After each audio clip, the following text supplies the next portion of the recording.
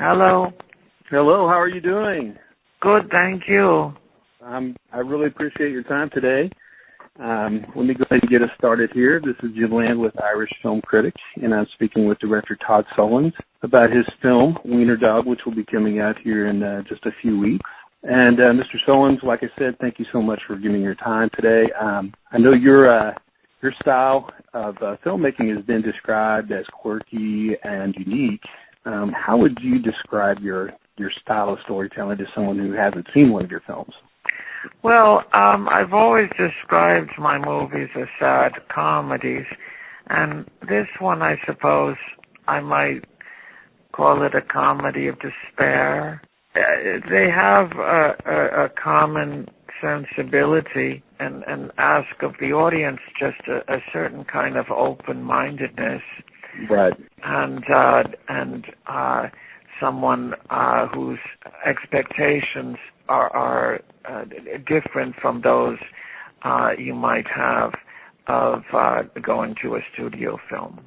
Right, exactly. I think one of those expectations is that your audience engages maybe a little more deeply with the action that's going on screen. Would you agree? I hope. That would be nice. I'd never presume these things. Well, the humor in your films, and especially I think Wiener-Dog is particularly so. It's very subtle, almost to the point of satire. Would you have any inspiration or any other artists or sources that you go into for inspiration? I had bin thinking about Azar Balthazar, the Bresson film from 50 years ago. And in fact, it has a very oblique narrative, a kind of wobbly one, and right. and so it made me feel a little bit freer to develop this story of a dog with four different discrete stories. Gave me that confidence. It is, even though it is the life of a dog, the movie really, the dog is just a conceit, and the movie is really about mortality and how it shadows and hovers over each of these storylines and characters. Yes, very strongly at the end, particularly. As a result of the way I think that you write and you do structure your stories, the dialogue feels very deliberate. There are lots of pauses for character reactions. You do have some scenes that have a lot of action on the screen, but no dialogue. How did you develop that style? What is it that you think kind of led you into that type of storytelling? I don't know. I think movie making, for me, it's always been a process of discovery. I have a sense of what the movie's about when I write it, and by the time I am shooting it, it somehow is going in a different direction, or it's taking on other meanings. And in the cutting room, I distill from all the footage what I discover, in fact, the movie, what it really is about.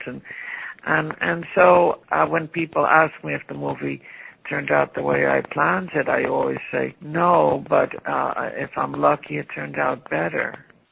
Right, absolutely. So it makes a lot of, Wiener-Dog does, it makes a lot of interesting points about American culture. What do you think it is about American culture that makes it so ripe for material like this?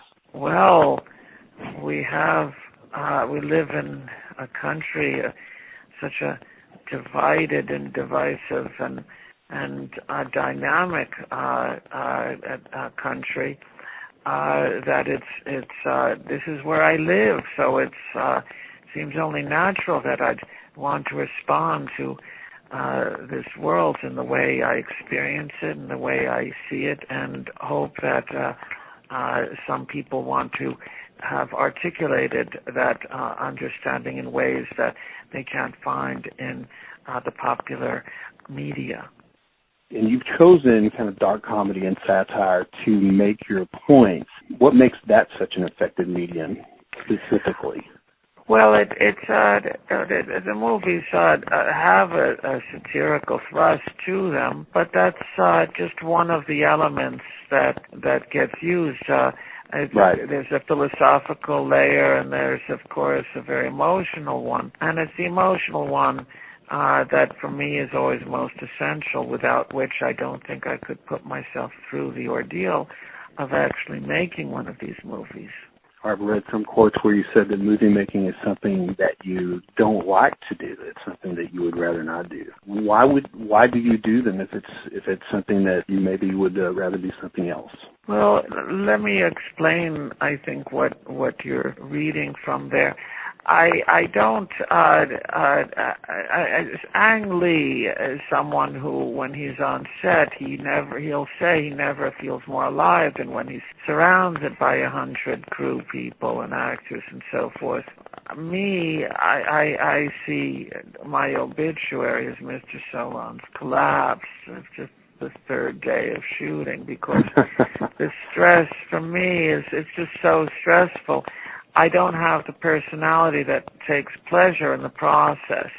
Right. That said, I mean, the price of making a movie is that I have to direct it, because if someone's going to screw it up, I'd rather it be me. I do take great gratification in having made these movies, but I wish it were more pleasurable and less stressful than it's been.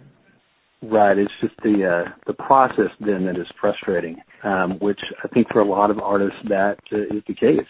Well, I don't think I'm unique. I know that you have spent time as a teacher, and it is something that you do enjoy. How does your time as a teacher inform your films?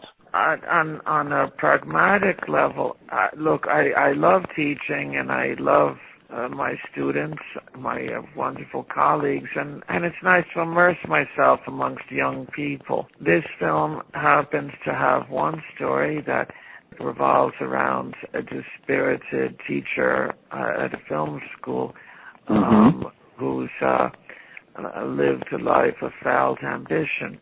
And while my students and colleagues may not really see much similarity between him and me, emotionally I can certainly connect with him, and certainly to the extent that he's perceived as a dinosaur, I think to some extent I am as well. Young people have to overturn and denigrate in some sense the people that precede them in order to stake out their own turf, and I accept that as one of the realities of art. Well, I certainly understand that, having been an educator for about 17 years myself, and I know that it is an extraordinarily rewarding profession, but it's also a profession that if you don't truly understand individuals and you don't truly understand people, you're not going to have a lot of success with. You could say that about a lot of professions. That's true. That's absolutely true. Have you thought about making a film based on the American education system? No, I haven't. Although I would like to make my next movie in Texas. Oh, fantastic! But I think probably if the film commission doesn't put together a good enough rebate plan, we'll probably find some state-friendlier to filmmakers. Well, we're working on that. Certainly, we're definitely trying to work with our senators and legislators to improve the package that they have and not to cut what they already have as well. One thing I've noticed about your films is that you attract a lot of fantastic talent. You know, you have in Wiener-Dog, especially, you have Ellen Burstyn and Danny DeVito and Greta Gerwig and Kieran Culkin, Tracy Lett, Julie Delpy. I mean, the list goes on and on and on. How does it make you feel that people who have accomplished that much, that are so well thought of within their craft, want to be a part of your projects?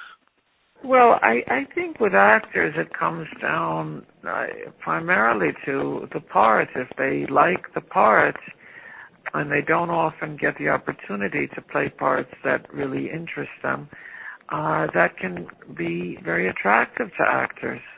Absolutely. Well, I don't really have anything else. I very much appreciate your time. If you do have the opportunity to film in Texas, we would absolutely love to have you.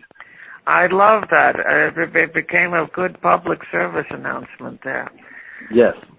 Okay. Well, listen. Good luck with your article, and maybe we'll connect in Texas. I certainly hope so. You have a great day, Todd, and good luck with your film. Thank you. Bye-bye.